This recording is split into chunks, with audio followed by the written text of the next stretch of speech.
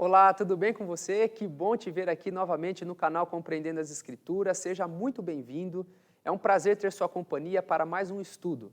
Hoje temos um tema fantástico, mas antes do estudo queria pedir para você aquelas questões iniciais aqui do vídeo, de se inscrever no canal. Se você não se inscreveu ainda, faz isso agora, aperte o botãozinho vermelho. Do lado tem um sininho, coloque ali todas as notificações e sempre que a gente postar um vídeo você já vai ficar ciente. Siga também o Compreendendo as Escrituras nas redes sociais, estamos aí no Twitter, no Facebook, especialmente atualmente estamos usando bastante o Instagram. Aqui ao lado você vai ver, nós repaginamos o Instagram, então siga a gente lá. Temos 3 linhas de postagens principais, que são frases bíblicas, com vários temas, frases profundas para você guardar no seu coração, um carrossel teológico, onde você vai jogando ali as páginas para o lado e vai aprendendo com profundidade grandes verdades da Bíblia e também reflexões que vão te ajudar aí na caminhada cristã. Combinado? Marque a gente aí quando você fizer um stories, compartilhe com seus amigos os conteúdos através daquele aviãozinho e nos ajude a divulgar o Compreendendo as Escrituras em todas as mídias digitais. Combinado? A gente tem se esforçado aqui, você pode dar sua contribuição aí, partilhando também os nossos conteúdos. Bem, vamos para a aula de hoje então. O tema de hoje é muito importante. Vamos falar sobre a santidade dos dízimos e ofertas. Infelizmente, muitas pessoas têm aversão à religião, muitas pessoas têm aversão até mesmo à Bíblia, porque há uma deturpação sobre o assunto dízimos e ofertas. Isso não é uma novidade, porque o apóstolo Paulo, em seus dias, já tinha alertado que muitas pessoas iriam explorar a fé através da Bíblia. Quando ele escreveu sua carta aos Coríntios, olha o que ele disse, na segunda epístola, capítulo 9, o versículo 7.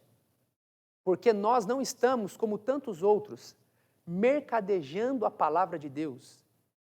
Antes, em Cristo, é que falamos na presença de Deus com sinceridade e da parte do próprio Deus.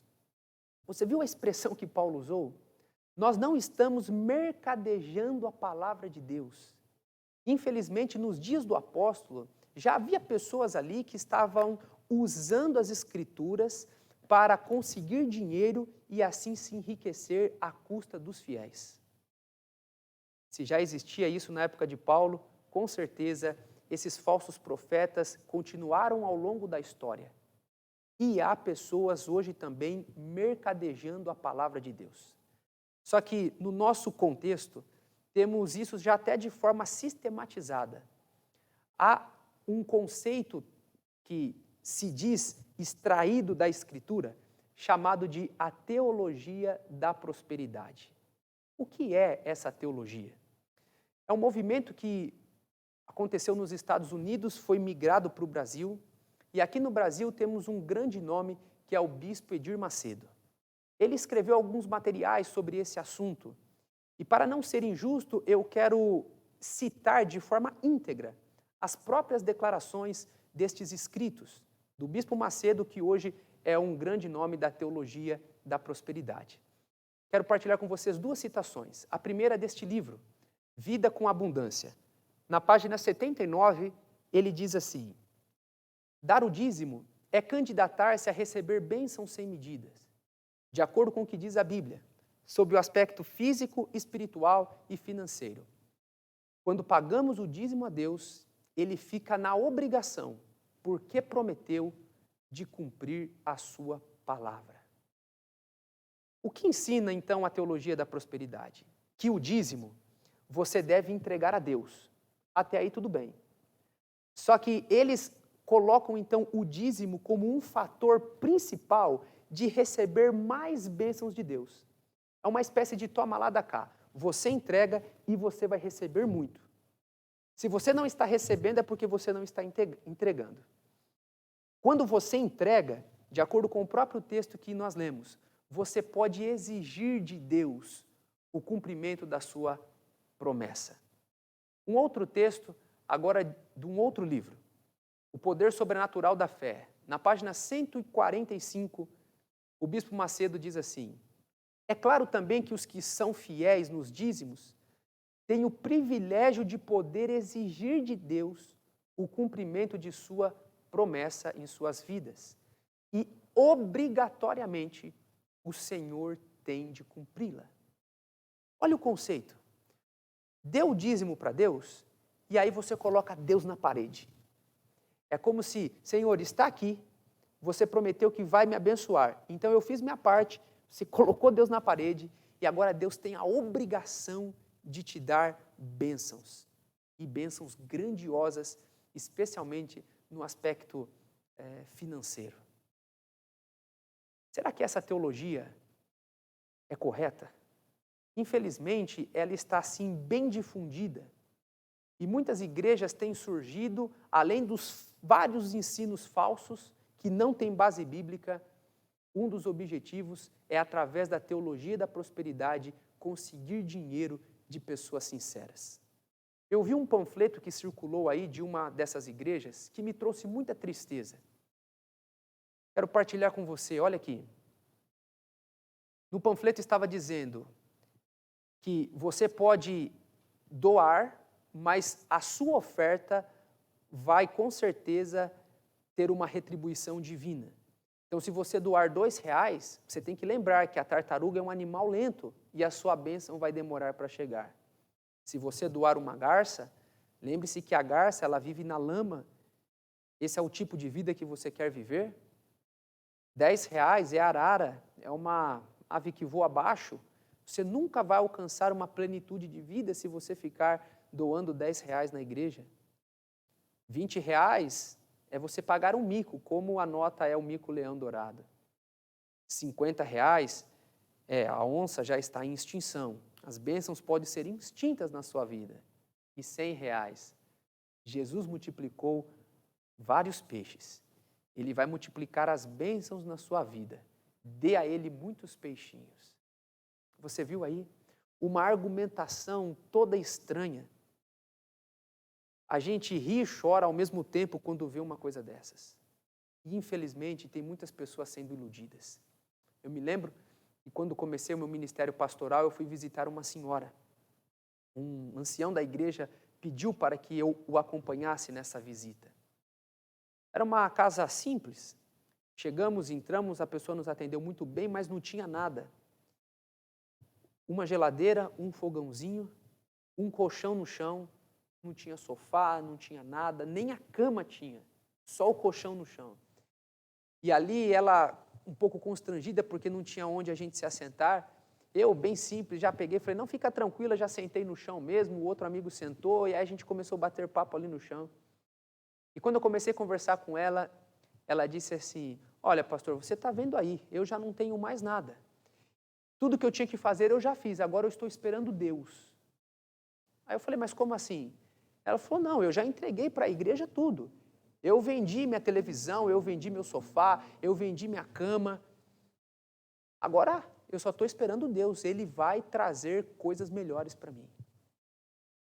Quando ela disse isso, queridos, eu fiquei muito triste, porque eu percebi que ela estava naquela situação porque foi enganada por deturpadores da palavra de Deus, mercenários da palavra de Deus. E ela tinha família, tinha crianças pequenas. Com certeza, essa abordagem não é abordagem bíblica.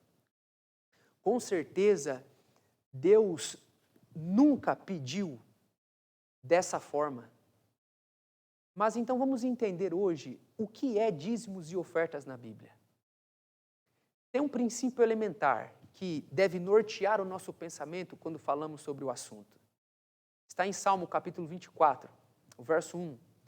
Ao Senhor pertence a terra e tudo que nela se contém, o mundo e os que nele habitam. O salmista é claro, Deus é dono de tudo.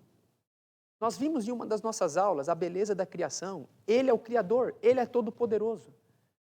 Deus criou todas as coisas com o poder da sua palavra. O mundo é dele, a terra é dele, nós somos dele, tudo é de Deus. Só que Deus, em sua bondade, Ele nos permitiu sermos mordomos dele. O que é um mordomo? Mordomo é um administrador. Um termo mais moderno seria gerente. Então, Deus, que é dono de tudo, nos deu a possibilidade de sermos seus gerentes, os seus administradores. Primeiro, quando ele criou o homem, né, ele disse, dominai a terra. Nós temos uma função primária, que é o zelo e o cuidado pela criação. Mas nós temos 4 itens na nossa vida que são muito importantes e que Deus, sendo o dono, nos deu para administrarmos. Quais são estes itens? Então vamos lá, dos 4, vamos começar com o primeiro. É o tempo. O tempo é muito precioso e Deus nos deu para que gerenciássemos com sabedoria o nosso tempo.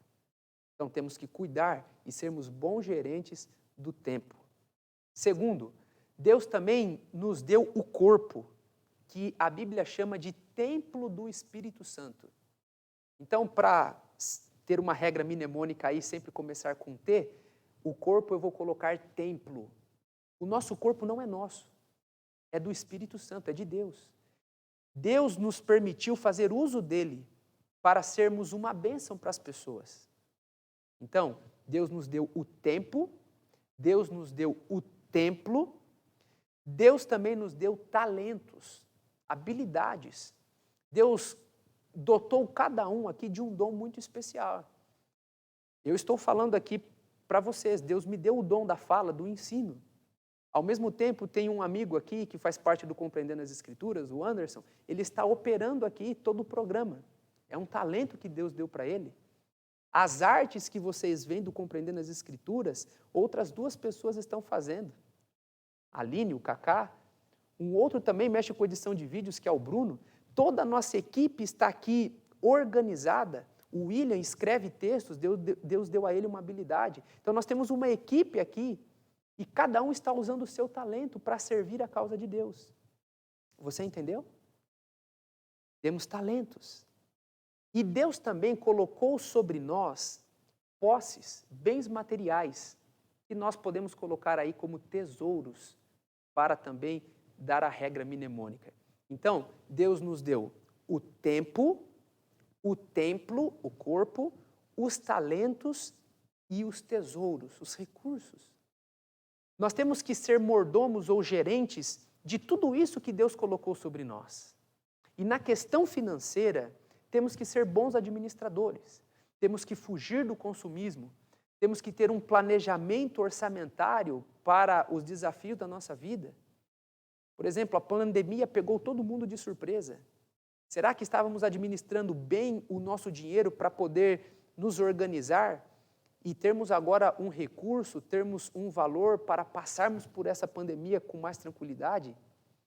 Precisamos usar de sabedoria para administrar os recursos que Deus colocou em nossas mãos. E quanto aos recursos, na Bíblia Deus deu uma orientação muito preciosa, que o dízimo é uma parte do recurso que ele separou e não deixou para nós administrarmos. Essa parte separada é do próprio Deus. Isso é o dízimo. Então vamos estudar agora alguns detalhes sobre o dízimo, a instituição do dízimo. Olha comigo esse texto. Levítico 27, verso 30. Também todas as dízimas da terra, tanto dos cereais do campo como dos frutos das árvores, são do Senhor, santas são ao Senhor. Viu? De tudo que há, a 10ª parte, o dízimo é do Senhor, é santo ao Senhor. A palavra santo significa separado. Então, daquilo que Deus colocou sobre os nossos cuidados para administrarmos, e Ele colocou os recursos, dos recursos, 10% Ele separou como dízimo, e esse dízimo é dele. Um outro texto. O texto diz assim, Deuteronômio 14, 22. Certamente darás os dízimos de todo o fruto das tuas sementes, que ano após ano se recolher do campo. Então, quem instituiu o dízimo foi o próprio Deus. Pergunto, o dízimo é bíblico? Claro. Quem instituiu o dízimo foi o próprio Deus. Ele separou. E a palavra dízimo significa 10%, a 10ª parte. Sabe, nessas campanhas eleitorais que os deputados ficam fazendo várias promessas, e muitas delas são até bizarras, né? Eu estava assistindo um dia em uma dessas eleições passadas e um deputado, candidato, né, a deputado disse assim: se eu entrar no Congresso, eu vou baixar os dízimos das igrejas para 7%. É uma incoerência, porque a palavra dízimo é um valor determinado, é a 10ª parte. Então, quando Deus instituiu o dízimo, ele estava puxando esse valor e separando esse valor, dizendo que esse recurso era dele e nós não deveríamos mexer. Agora, qual que é o propósito do dízimo? O dízimo tem alguns propósitos. Nós vamos ver o primeiro agora. Olha comigo esse texto. 1 Crônicas 29:14. Porque quem sou eu e quem é o meu povo para que pudéssemos dar voluntariamente estas coisas? Porque tudo vem de ti e das tuas mãos tu damos. Qual que é o primeiro propósito do dízimo? Nos lembrar de que Deus é o mantenedor de todas as coisas. Nós já estudamos aqui nesse seminário, nesse curso, sobre o sábado. Quando nós guardamos o sábado, nós lembramos que Deus é o Criador. Lembra que Deus criou o mundo em 6 dias? No 7º dia, Deus descansou. Então, quando eu guardo o sábado, eu me lembro que Deus é o Criador. Eu me lembro de onde eu vim. E Deus deu o dízimo também como um propósito de lembrança. Porque quando eu pego o meu salário e eu tiro 10%, eu me lembro de que Deus é o mantenedor de todas as coisas. Então esse é o primeiro propósito do dízimo. Olha um outro texto confirmando esse propósito. Deuteronômio capítulo 8, verso 17 e 18. Não digas, pois, no teu coração, a minha força e o poder do meu braço me adquiriram estas riquezas. Antes te lembrarás do Senhor teu Deus, porque é Ele o que te dá força para adquirir essas riquezas, para confirmar a sua aliança que sob juramento prometeu aos teus pais, como hoje se vê. Então você não tem tudo o que tem porque você é bom, habilidoso, talentoso, porque você é articulado, porque você conseguiu boa profissão na vida. Quem te deu tudo isso? Quem te manteve vivo? Quem te deu habilidades? Quem te deu portas abertas para você avançar e crescer no seu ramo de atividade? Deus.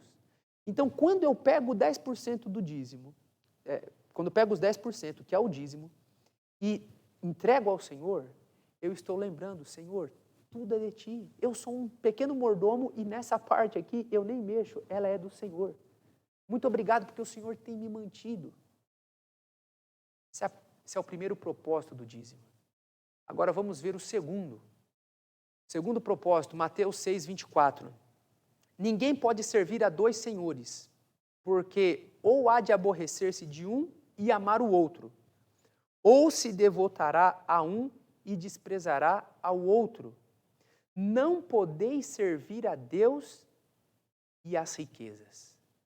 Perceba aqui que as riquezas, elas estão opostas ao próprio Deus. E o termo ali é mamon, é como se fosse uma divindade mesmo. O problema não é ter riquezas. O problema é a riqueza nos ter. Você está entendendo? Tem muitas pessoas que são escravas do dinheiro. E quando Deus estabeleceu o dízimo, foi também para que nós lembrássemos de que Ele é o nosso Senhor. Então, eu não devo viver em favor da riqueza. Eu devo devotar minha vida a Ele. Ele comanda a minha vida. Ele é o meu Senhor. Então eu tenho riqueza, mas eu não permito que a riqueza me tenha. Eu vou vivendo em conformidade com as orientações do Senhor. Ele é o meu Senhor. Então, o segundo propósito do dízimo. Primeiro, lembrar que Deus é o mantenedor. Segundo, nos lembrar que Ele é o nosso Senhor. Terceiro propósito do dízimo. Mais um texto lá de Mateus, capítulo 6, verso 19 a 21. Não acumuleis para vós outros tesouros sobre a terra, onde a traça e a ferrugem corrói, onde os ladrões escavam e roubam. Mas juntai para vós outros tesouros no céu, onde traça nem ferrugem corrói, onde ladrões não escavam nem roubam. Porque onde está o teu tesouro, aí está o teu coração. A Bíblia é muito clara, nós não devemos viver escravizados pelo dinheiro e pensando que a nossa vida só se limita aqui. Muitas pessoas trabalham para ter dinheiro, têm dinheiro para pagar conta, e aí tem conta, aí precisam trabalhar e ficam vivendo um ciclo vicioso. Sabe, nós precisamos entender que o nosso lar não é aqui. Então, quando eu devolvo o dízimo a Deus, eu também estou lembrando de que a minha pátria é o céu. Tudo que eu conquistar aqui, nada vai ficar aqui. Conta-se que Rockefeller, ele foi o primeiro bilionário do mundo, a primeira pessoa a ter em sua conta $1 bilhão. Foi um homem muito rico e quando ele faleceu, diz que um curioso foi até o cemitério e ele descobriu quem que era o contador de Rockefeller, se aproximou desse contador e conseguiu fazer uma pergunta para ele. Ele disse assim: então, quanto que ele deixou? E o contador respondeu: não deixou nada. Não levou nenhum centavo para a sepultura. Na verdade, ele deixou tudo. Né? Quando ele perguntou o que ele deixou, o contador disse: ele deixou tudo. Não levou um centavo para a sepultura. É isso. Aqui nós podemos até acumular riquezas, mas no momento da nossa morte, nós vamos deixar tudo. Nós precisamos entender que estamos aqui num processo de transitoriedade e que o nosso verdadeiro tesouro está no céu. E lá no céu, a traça ou ferrugem não corrói. Então, quando eu sou fiel também a Deus, nos dízimos, eu estou lembrando que a minha pátria é o céu. Qual que é o quarto propósito dos dízimos? É sustentar o ministério religioso. Números capítulo 18, verso 21, diz assim: aos filhos de Levi dei todos os dízimos em Israel por herança, pelo serviço que prestam, serviço da tenda da congregação. Quando Deus guiou o povo do Egito para a terra prometida, cada tribo ficou com um território. Só que Deus pediu para que uma tribo especial, a tribo de Levi, cuidasse de todo o serviço religioso. Então essa tribo se dedicou ao serviço religioso, a armar o templo. Os sacerdotes eram da tribo de Levi, os sumos sacerdotes. Então eles trabalhavam em favor do povo, de forma integral. E Deus então pediu para que os dízimos fossem trazidos e esses recursos sustentassem esses que estavam trabalhando exclusivamente em favor de todo o povo de Israel. Então, esse é um dos propósitos do dízimo também, sustentar o ministério religioso. Isso foi no Antigo Testamento. E no Novo Testamento, o próprio Paulo confirmou que o dízimo ainda é para o obreiro que se dedica de forma exclusiva à pregação do Evangelho. Olha aqui o conselho de Paulo. Não sabeis vós que os que prestam serviços sagrados do próprio templo se alimentam? E quem serve ao altar do altar tira o seu sustento? Assim ordenou também o Senhor aos que pregam o Evangelho e vivam do Evangelho. Um outro texto de Paulo, 1 Timóteo 5,18, digno é o obreiro do seu salário.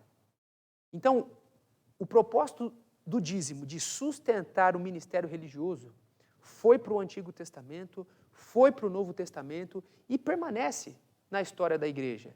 Então, aqueles que hoje exercem de forma integral o serviço religioso, eles devem viver do próprio serviço religioso. Então, um dos propósitos do dízimo foi suster o ministério evangélico. Assim foi no passado e assim é no presente. E agora, nós vamos ver o dízimo ao longo das Escrituras.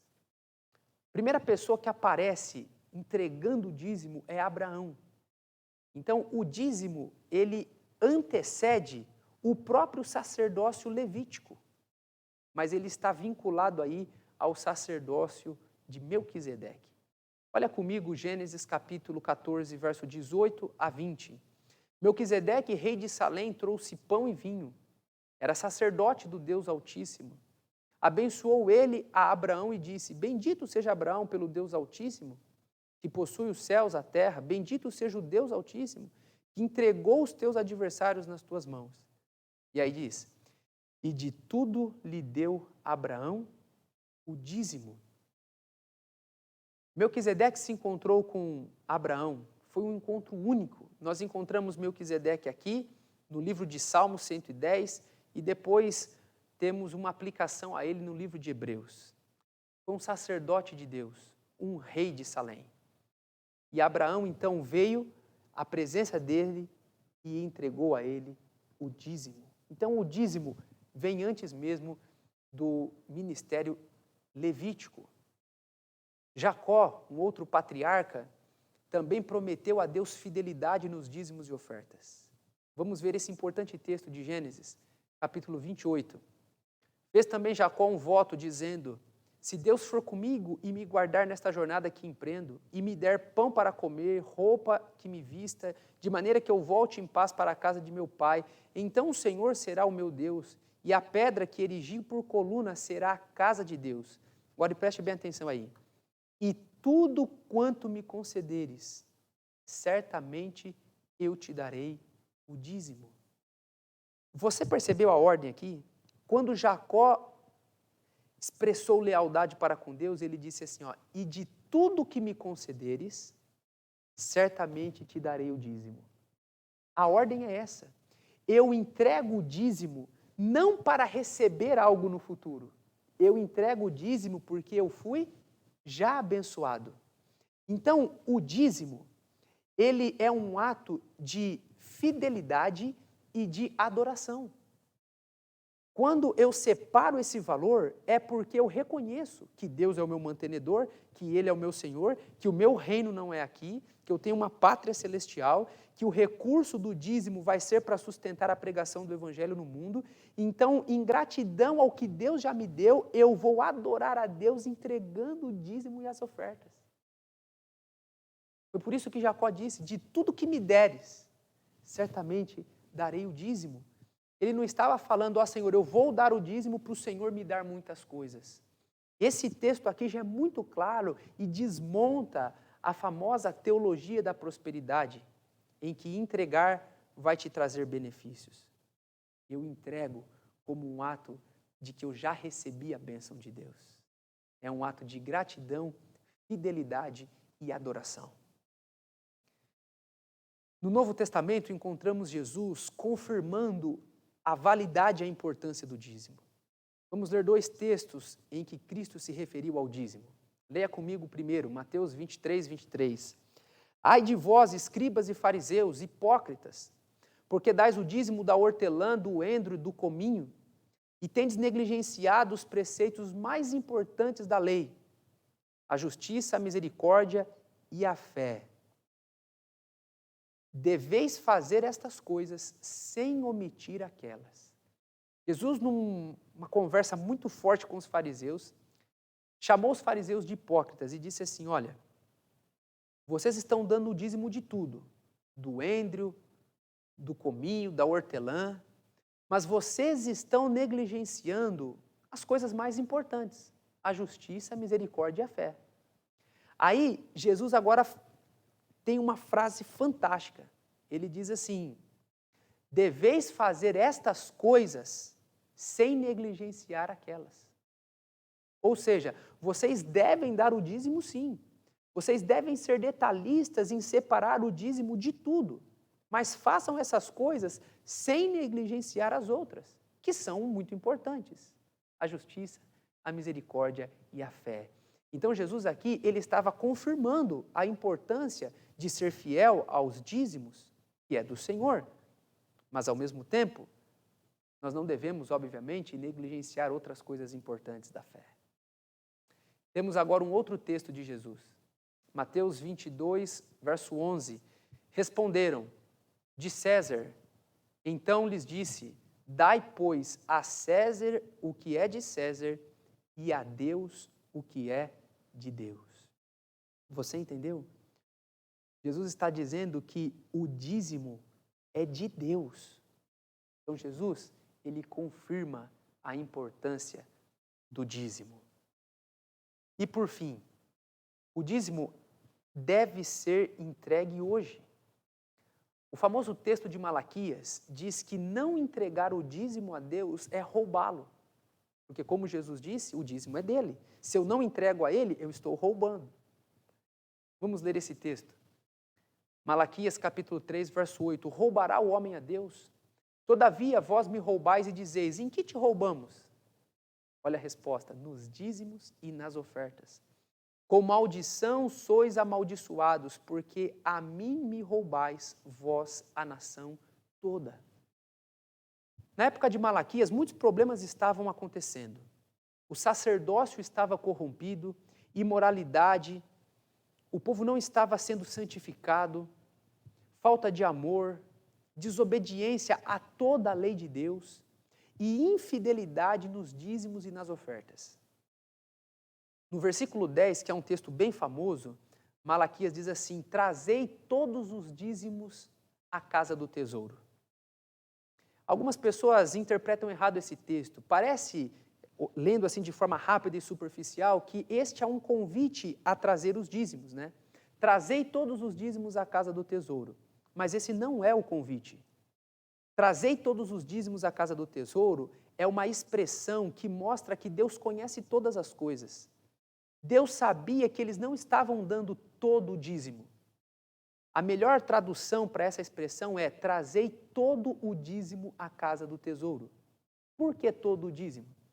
Porque na época de Malaquias, eles estavam trazendo o dízimo, mas não o dízimo completo, integral, não os 10%. Talvez uns estavam trazendo 7%, outros 2%, outros 9%, e pensando que estavam enganando a Deus. E Deus então levanta o profeta Malaquias para dizer assim: tragam todo o dízimo à casa do tesouro, tragam o dízimo completo.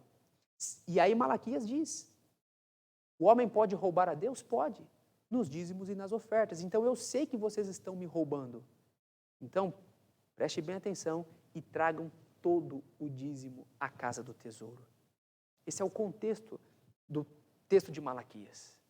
Então o homem pode roubar Deus? Pode. E ele faz isso quando ele é infiel na devolução do dízimo, que é de Deus. Só que aí mencionou ofertas também, né? E nós já vamos falar da oferta em seguida. Eu queria que você olhasse um quadro aqui. Na aula passada eu já mostrei esse quadro, agora a gente vai ampliar. Deus, ele apresenta uma verdade ao longo da Bíblia. E para cada verdade de Deus, o diabo cria uma contrafação. Ele cria um sistema para enganar e contrapor a verdade de Deus. Olha comigo o quadro. Deus é o criador de todas as coisas. O diabo levantou a ideia do evolucionismo. Deus criou o sábado como seu próprio dia e exigiu aos seus filhos observar o sábado, o sétimo dia. O diabo conseguiu, através dos seus poderes e usando seus instrumentos, a transferir, entre aspas, o dia de guarda do sábado para o domingo. Deus mencionou de forma clara que a alma morre. A alma é o ser humano. Aquele que pecar, morre. E o diabo trouxe, usando a Bíblia, o conceito da imortalidade da alma. Vimos na aula passada que Deus deu o verdadeiro dom de línguas, que foi uma manifestação poderosa do Espírito Santo para capacitar os discípulos a pregar em línguas que são idiomas conhecidos. E o diabo, então, trouxe o conceito de línguas estranhas. E agora, estamos vendo no estudo de hoje que Deus, ele estipulou a mordomia cristã, ou seja, a possibilidade de nós podermos adorá-lo através dos dízimos, sermos mordomos, demonstrar nossa fidelidade. Só que o diabo criou também uma contrafação. Qual que foi a contrafação? A teologia da prosperidade. Então, aquilo que eu mencionei no início da aula é a contrafação, é o engano satânico da verdade bíblica. O dízimo é bíblico? Sim. Vimos que Deus estabeleceu o dízimo. Vimos os propósitos que estão por trás do dízimo. Vimos que Abraão deu o dízimo, Jacó deu o dízimo. Vimos que Jesus confirmou o dízimo. Vimos que quando nós não damos o dízimo, nós estamos roubando a Deus. Então, o dízimo é bíblico. Precisamos hoje ser fiel a essa ordenança bíblica. E é através dos dízimos que o ministério religioso é sustentado. É um plano de Deus que pessoas se dediquem exclusivamente para pregar o Evangelho. Mas o diabo criou essa contrafação, a teologia da prosperidade. Agora, e as ofertas? Nós temos aqui 2 capítulos muito interessantes das Escrituras. 2 Coríntios capítulo 8 e capítulo 9. Ali Paulo ele está tratando das ofertas para os judeus pobres. O que ocorreu? Lá em Atos capítulo 11, o profeta Ágabo, ele teve uma revelação de Deus dizendo que haveria uma fome em todo o território. E isso se cumpriu quando Cláudio era o imperador, Atos capítulo 18. E o que movimentou ali muitas pessoas, por quê? As pessoas ficaram com fome, não tinham onde trabalhar, começaram a passar necessidades. E o Império Romano, então, expulsou os judeus dali de Roma. E esses judeus agora voltaram para a terra de Jerusalém, a Judéia, e eles precisavam da ajuda da igreja cristã. E então Paulo, ele foi incumbido de coletar ofertas com as igrejas gentílicas da Macedônia para ajudar os cristãos que estavam agora sofrendo em Jerusalém. Eles chegaram em Jerusalém, na Judéia, pobres, não tinham onde morar, não tinham o que fazer, não tinham o que comer, estavam passando muitas necessidades. E Paulo, que fundou várias igrejas na região da Macedônia, agora ele faz uma coleta com esses irmãos para poder ajudar os outros. E no capítulo 8 e 9 desta segunda carta aos Coríntios, nós temos alguns princípios que devem nortear uma oferta. Porque você viu que Malaquias diz? Todavia, vós me roubais nos dízimos e nas ofertas. Já vimos vários detalhes sobre o dízimo, é 10%. Mas o que marca a oferta? Então, nós temos aqui alguns princípios nestes 2 capítulos da Bíblia. Vamos ler o primeiro texto. 2 Coríntios capítulo 8, verso 3. Porque eles, testemunho eu, na medida de suas posses e mesmo acima delas, se mostraram voluntários. Paulo está escrevendo para os coríntios dizendo que os irmãos da Macedônia ofertaram de forma voluntária. O primeiro princípio da oferta é que a oferta ela não é pré-fixada, pré-determinada, ela é voluntária. Dízimo é 10%, não tem como negociar. Agora, oferta é voluntário. Um outro texto sobre a voluntariedade da oferta. Capítulo 9, verso 7. Cada um contribua segundo o que tiver proposto no coração, não com tristeza ou por necessidade, porque Deus ama quem dá com alegria. Então, Deus ele deu a oportunidade do ofertante estipular o valor da oferta. O dízimo é 10%. A oferta fica a seu critério. Você pode dar 2%, 4%, 8%, 15%, 20%, segundo o que estiver proposto no seu coração, a sua vontade. Você define o valor da oferta. Esse é o primeiro princípio. Agora, o segundo princípio da oferta. A oferta deve ser generosa. Capítulo 8, verso 2. Porque no meio de muita prova de tribulação manifestaram abundância de alegria e a profunda pobreza deles superabundou em grande riqueza da sua generosidade. Segundo princípio da oferta, a oferta é generosa. Embora eu tenha a possibilidade de definir quanto eu vou dar, eu preciso ser generoso na minha oferta. A verdadeira oferta é marcada pela generosidade. E entenda uma coisa, a generosidade, ela não é medida pela quantia. Talvez uma oferta de R$10 para uma pessoa é uma oferta muito generosa. E uma oferta de R$1.000 para outra pessoa é uma oferta mesquinha, muito pequena. A generosidade não tem que ver com o valor, a quantia da oferta, mas tem que ver com o contexto de vida do ofertante. Você lembra daquela viúva pobre? Jesus estava no templo vendo ali as pessoas entregarem suas ofertas. E ela tinha 2 moedinhas que ela foi e colocou ali no gasofilácio. E Jesus elogiou aquela mulher. Porque ela foi tão generosa na sua oferta que ela estava entregando ali no templo, na verdade, tudo que ela tinha. Então, a nossa oferta deve ser voluntária.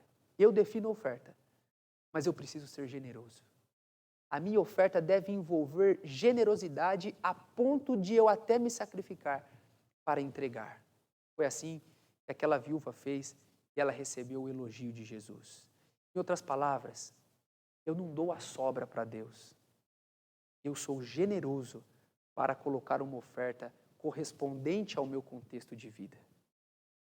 Terceira característica da oferta. Capítulo 8, verso 24. Manifestai, pois, perante as igrejas a prova do vosso amor e da nossa exultação a vosso respeito na presença destes homens. Se eu já for generoso, obviamente eu já vou estar dando por amor. O amor a Deus me motiva a doar. E eu sei que essa oferta também será para o benefício de muitas pessoas. Então ela envolve também o amor ao próximo. Então a minha oferta deve ser pautada no amor. Quarto princípio para a oferta. 2 Coríntios 9, 7. Cada um contribua segundo tiver proposto no coração, não com tristeza ou por necessidade, porque Deus ama quem dá com alegria. Conta-se a história de um menininho que ele tinha recebido 2 moedinhas da mãe dele. E a mãe falou assim, olha filho, uma é para você, a outra você vai dar de oferta, tá bom? E o menino ficou muito feliz, falou, tá bom mamãe. Ele pegou as 2 moedas, estava andando, brincando, e estava indo já para a mercearia, onde ele ia comprar alguma coisinha com a moeda dele para ele comer, né? E nessa que ele estava andando, brincando com as moedas, uma caiu, começou a rolar, na hora que ele saiu para correr, saiu correndo para pegar a moeda, ela caiu no bueiro. E quando a moedinha caiu no bueiro, ele falou, nossa, a do Senhor já foi. Ou seja, ele, obviamente, né, queria ter a dele ali, ele não queria abrir mão. Ele falou, do Senhor já foi. Sabe, tem muitas pessoas que vão ofertar como se fosse uma obrigação, e o coração delas não está ali, elas não dão com alegria. E a Bíblia menciona que uma oferta que agrada a Deus é a oferta que vem de um coração alegre. Então a pessoa, ela determinou quanto vai dar, ela foi generosa, ela está dando com a motivação de amor a Deus e ao próximo, mas agora ela vem com essa oferta com muita alegria e ela entrega então com prazer. E agora, a quinta característica da oferta que agrada a Deus, o quinto princípio para uma oferta, está nesse texto, 2 Coríntios 9, 5. Portanto, julguei conveniente recomendar aos irmãos que me procedessem entre vós e preparassem de antemão a vossa dádiva já anunciada, para que esteja pronta como expressão de generosidade e não de avareza. Quando Paulo mencionou ali aos irmãos de Corinto que ele estava recolhendo as ofertas com as igrejas da Macedônia, ele disse, olha, já preparem de antemão a oferta. A oferta deve ser planejada. Então, eu pego o meu rendimento. 10% é de Deus, é separado, é o dízimo, eu não mexo. 10% é do Senhor.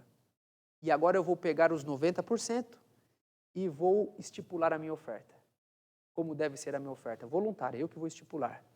Deve ser generosa, deve ser motivada pelo amor.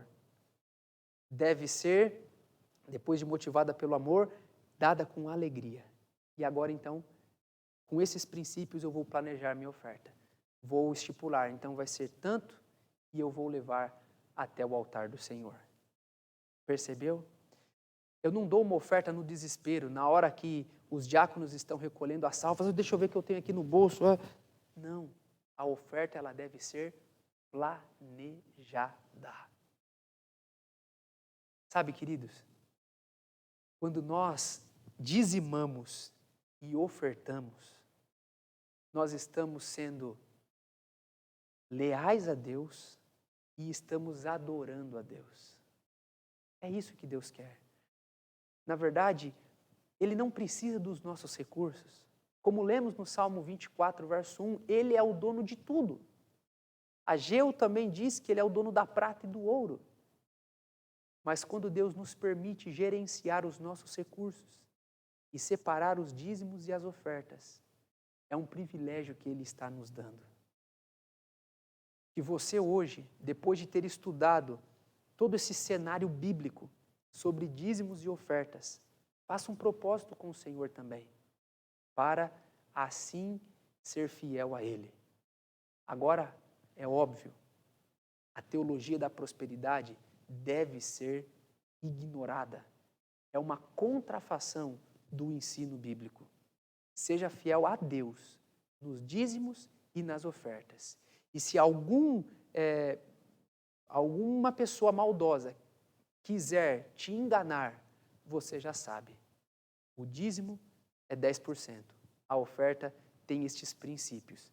Entregue ao Senhor e Ele vai usar esses recursos para manter o avanço da sua obra, usando homens e mulheres para pregar o Evangelho nesse mundo. Que Deus te abençoe muito e eu te aguardo então na nossa próxima aula. Um grande abraço e até mais.